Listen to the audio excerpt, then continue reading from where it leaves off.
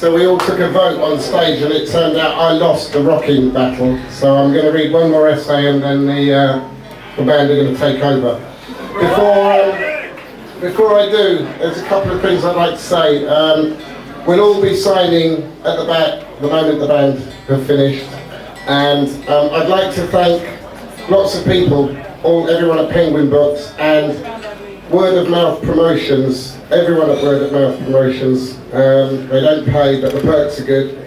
Give a hand to Nick Hornby for doing this show tonight.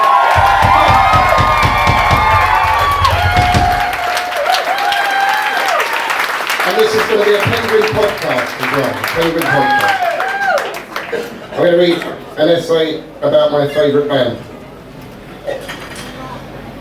Now, every serious music fan has a favourite band whose obscurity seems to cause him, or less frequently her, actual physical pain. The fan will force CDs on you that you maybe don't want, and will drag you along to see the band play live. And if you don't like them, then you're an idiot. And if you do like them, then you don't like them enough, or in the wrong way. And if you do like them enough or in the right way, then the fans will become nervous and maybe a little possessive. Because even though he will frequently say that he cannot understand why this band isn't playing in football stadiums, it's actually the last thing he wants. It fits in better with the worldview and personality of the serious music fan if the band stays small. It will confirm his theory that everyone is stupid except him. And anyway, who wants to stand at the back of a football stadium trying to catch a glimpse of a band who used to play in a local pub back in the days when they were still good, hungry and young? Part of the reason I'm here tonight is because Marah did play at a local pub a couple of years ago, and not so many people were there.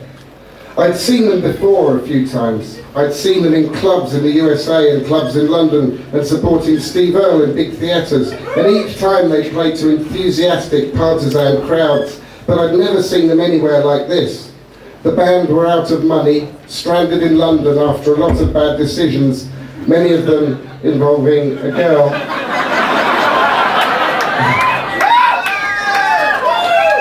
And they were playing anywhere that would have them. You didn't have to pay to get in, although if you wanted to put some money in a hat at the end of the night, then the guys would be very grateful. It's different now. Last year the band made a terrific album and got great reviews, and just recently the message board on their website has been clogged up with people looking for tickets to sold out shows in the US. And like all fans, a little part of me resents it. Not the biggest part, because I love the band and I love the people in it. But you know, where were they 2 years ago? What right do they have to suddenly decide to buy albums and go to live shows? It's not just fun, this stuff, you know. It's a serious business. You can't just join in. But this particular night, the night in the pub, was a revelation to me. Like I said before, nothing like this can actually change your life.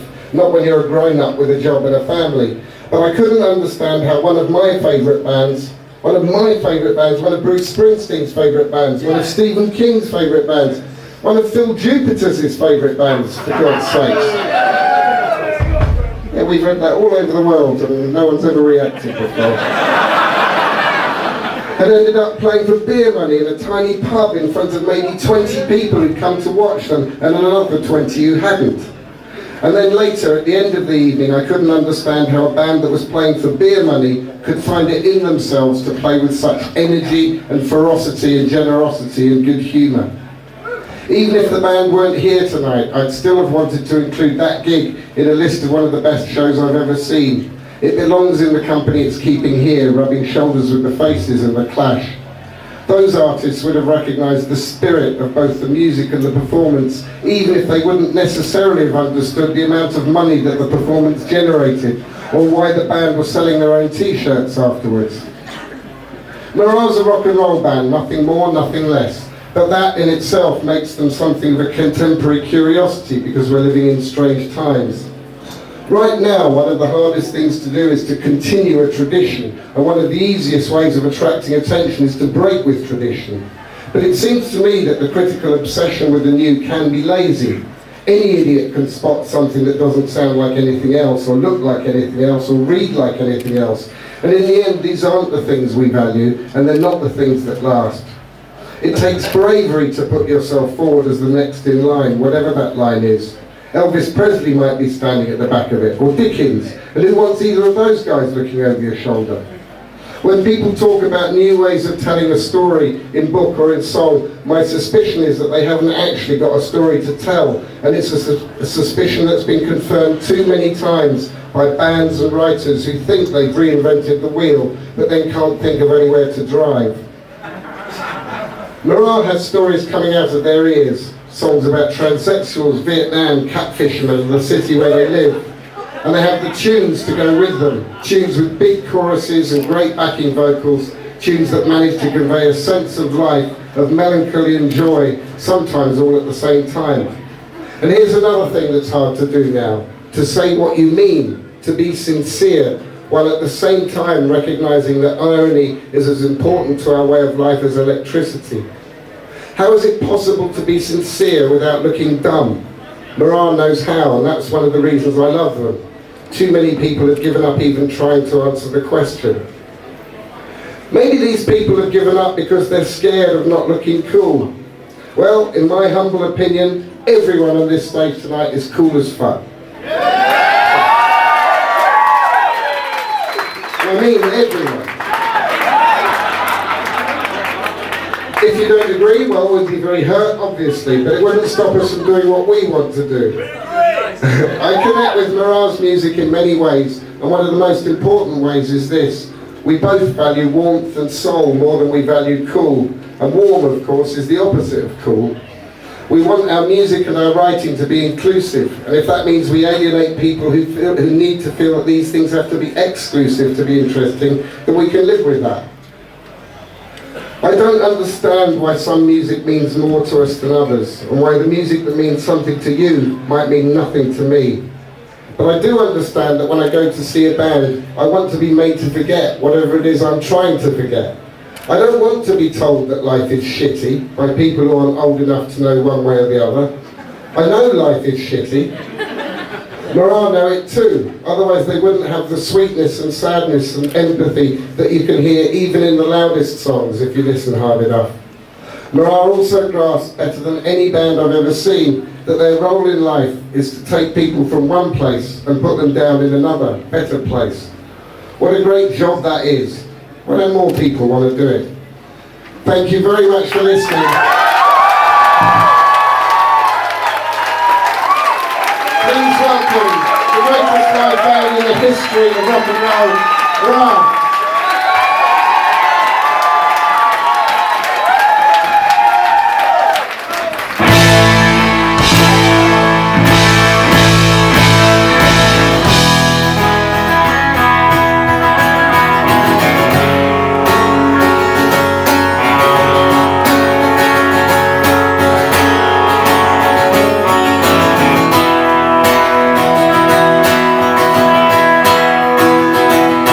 Yes!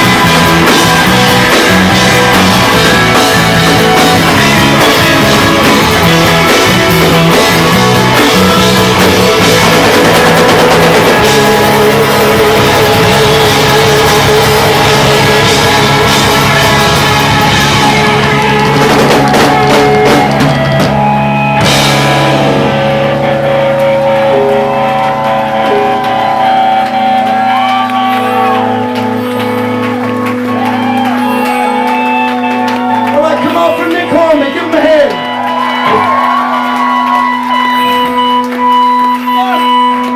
It's great to be back in London. It's been a long time.